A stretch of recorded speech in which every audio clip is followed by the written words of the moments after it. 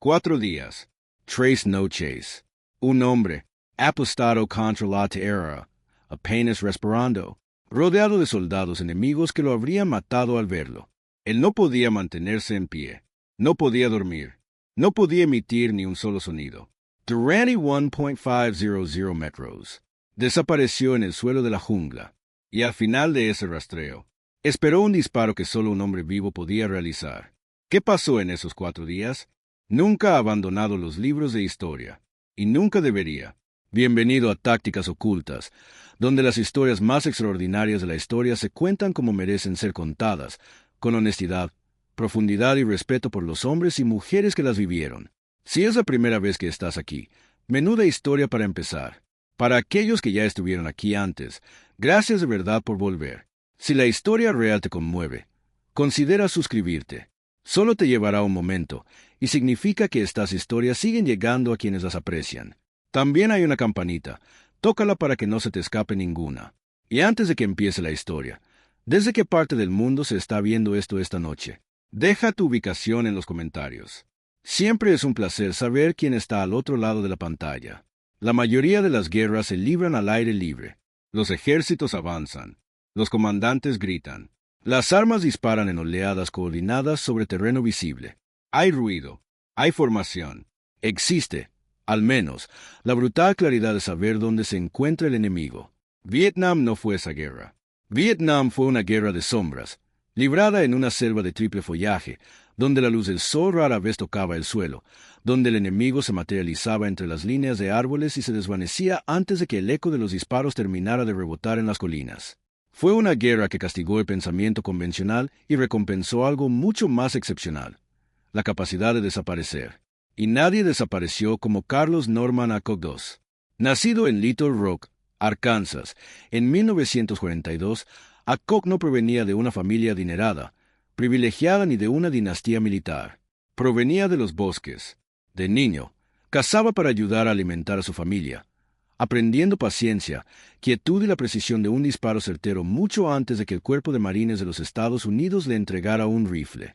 Para cuando el ejército lo convirtió en francotirador, no estaban construyendo algo de la nada. Simplemente le estaban dando un nombre y un uniforme a algo que ya existía. Se unió a la Infantería de Marina a los 17 años. Para cuando llegó a Vietnam en 1966, asignado a la Primera División de Marines, la guerra ya había cobrado decenas de miles de vidas y consumía aún más cada semana.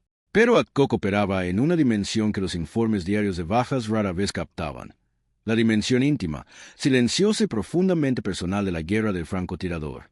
Su número de muertes confirmadas llegaría a 93. Los analistas militares creen que la cifra real era mucho mayor, pero las cifras por sí solas nunca explicaron que lo hacía peligroso. Otros francotiradores tenían cifras altas.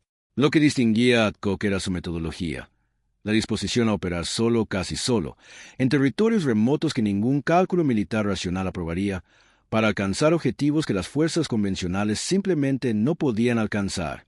El ejército norvietnamita sabía que algo estaba matando a sus hombres con una precisión casi sobrenatural. Investigaron, estudiaron los patrones, y finalmente encontraron un nombre, o mejor dicho, una descripción.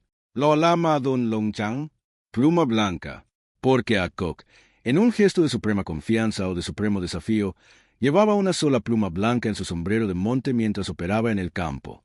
Todos los demás francotiradores de la Marina que empezaron a usar plumas blancas para confundir al enemigo, y varios lo hicieron para desviar el fuego, arriesgaron sus vidas solo por su reputación. Los norvietnamitas pusieron precio a la cabeza de pluma blanca, el equivalente a miles de dólares, una fortuna para los estándares de conflicto, un precio que decía a cada soldado enemigo exactamente cuánto valía su eliminación para su estructura de mando. Enviaron contra francotiradores, entrenados, pacientes, letales por derecho propio. Alcock los persiguió de nuevo, uno por uno, y aún así llevaba la pluma. Para 1967, Carlos Alcock no era simplemente un francotirador de la Infantería de Marina. Era un arma psicológica, una presencia que el enemigo podía sentir pero no localizar, un nombre que se transmitía en informes discretos entre las unidades norvietnamitas que operaban en su teatro de operaciones. Su mera existencia había comenzado. Existe un tipo particular de silencio dentro de las reuniones informativas de inteligencia militar. No es el silencio de la paz. No es el silencio de la espera. Es el silencio de hombres que observan información que saben que costará vidas, calculando, en silencio, de quiénes serán esas vidas y si el intercambio vale la pena. En la primavera de 1969, ese silencio se instaló en una reunión informativa que daría lugar a una de las operaciones en solitario más audaces en la historia registrada de la guerra moderna. La información fue específica. En Newsroom específica. Un general norvietnamita, de alto rango, con gran movilidad y profundamente integrado en la infraestructura de mando que dirigía las operaciones contra las fuerzas aliadas en la región, había sido localizado, no con precisión, pero con bastante precisión. Se movía con un destacamento de protección.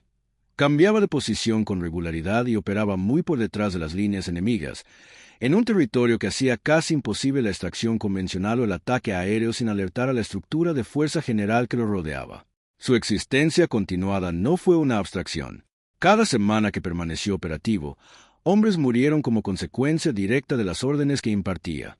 No era un símbolo, era funcional, un motor viviente de resistencia coordinada cuya eliminación, según los estrategas militares, crearía una auténtica disrupción en un momento crítico de conflicto. El problema era la geografía. La posición del general se encontraba dentro de una red de terreno controlado por el enemigo que impedía prácticamente cualquier aproximación estándar. Los ataques aéreos corrían el riesgo de fallar por completo y de transmitir intenciones. Una gran fuerza terrestre sería detectada antes de cubrir una fracción de la distancia necesaria. Un equipo pequeño mejoraba las probabilidades de ocultamiento, pero reducía el margen de error a casi nada. Lo que la misión requería, lo que siempre había requerido, desde el momento en que la información llegó al escritorio correcto, era un solo hombre, un rifle, un disparo, y la comprensión de que el hombre que asumió la misión estaría total, completa e irrevocablemente solo desde el momento en que abandonara el alambre. A Carlos Adcock no se le ordenó presentarse como voluntario. Esa distinción importa. Se presentó la operación.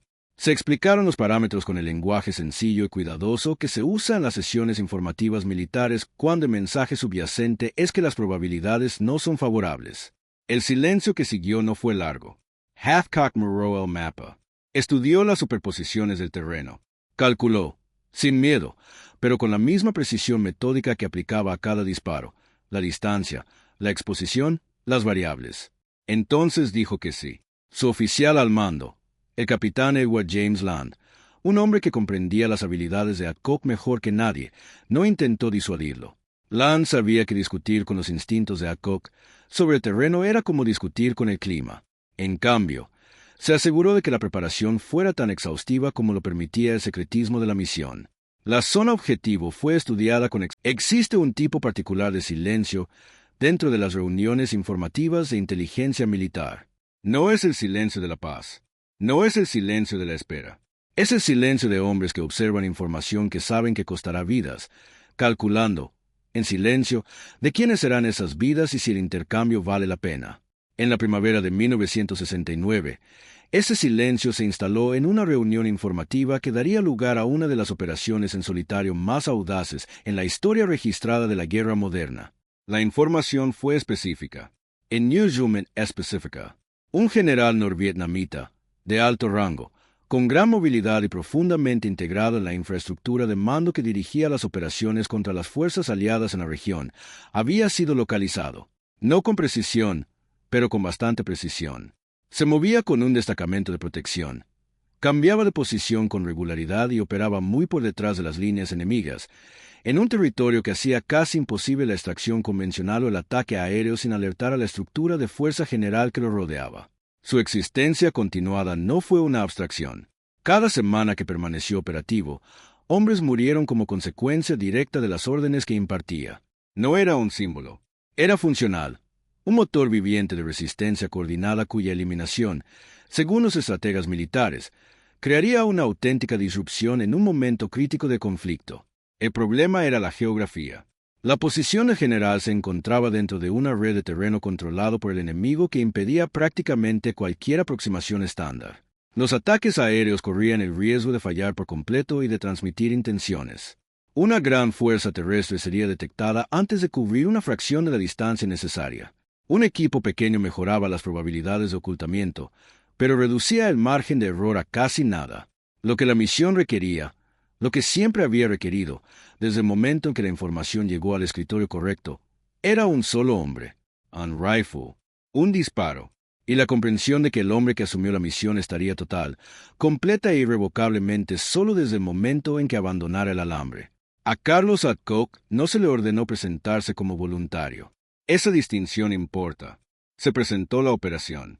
Se explicaron los parámetros con el lenguaje sencillo y cuidadoso que se usa en las sesiones informativas militares cuando el mensaje subyacente es que las probabilidades no son favorables. El silencio que siguió no fue largo. Hathcock miró el mapa. Estudió las superposiciones del terreno. Calculó, sin miedo, pero con la misma precisión metódica que aplicaba a cada disparo, la distancia, la exposición, las variables. Entonces dijo que sí. Su oficial al mando, el capitán Edward James Land, un hombre que comprendía las habilidades de Adcock mejor que nadie, no intentó disuadirlo. Land sabía que discutir con los instintos de Adcock sobre el terreno era como discutir con el clima. En cambio, se aseguró de que la preparación fuera tan exhaustiva como lo permitía el secretismo de la misión. La zona objetivo fue estudiada con exhaustivo detalle. La tierra lo recuerda todo. Cada bota que la ha cruzado. Cada petróleo que la ha barrido. Cada cable trampa tendido en la oscuridad por manos que entendían su geografía mejor que cualquier mapa. El terreno no es neutral en la guerra. El terreno se disputa, se memoriza, se posee, y el terreno que separaba a Carlos Adcock de su objetivo era propiedad exclusiva del enemigo. De todos modos entró. El rastreo comenzó antes del amanecer, esa ventana precisa en la que la oscuridad aún tiene suficiente peso como para absorber el movimiento, pero la mirada de un centinela en reposo aún no se ha agudizado con el sol naciente. Adcock se pegó al suelo y comenzó a moverse. No se arrastraba como la palabra suele sugerir, no era la carrera urgente y adrenalínica de un hombre desesperado por ganar terreno. Esto era algo completamente distinto, algo más parecido al movimiento del agua encontrando su nivel. Lento, paciente, inevitable, pulgadas a la vez. Controlaba su respiración con una disciplina que rozaba la meditación. Cada exhalación era mesurada, cada inhalación silenciosa. Su cuerpo se movía en fracciones, un codo hacia adelante, el peso corporal cambiando con una quietud que no producía ningún sonido, ninguna vibración, ninguna perturbación en la hierba que lo rodeaba que pudiera interpretarse como incorrecta para un ojo entrenado que escudriñara el campo. La primera patrulla enemiga pasó a metros del día de la inauguración. No se quedó paralizado. Paralizarse implica pánico.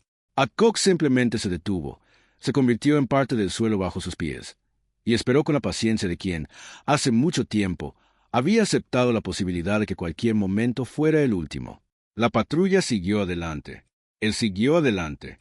Este patrón, avanzar, detenerse, esperar, avanzar, se repitió durante 4 días y 3 noches en condiciones que habrían destrozado la mayoría de los hombres en cuestión de horas.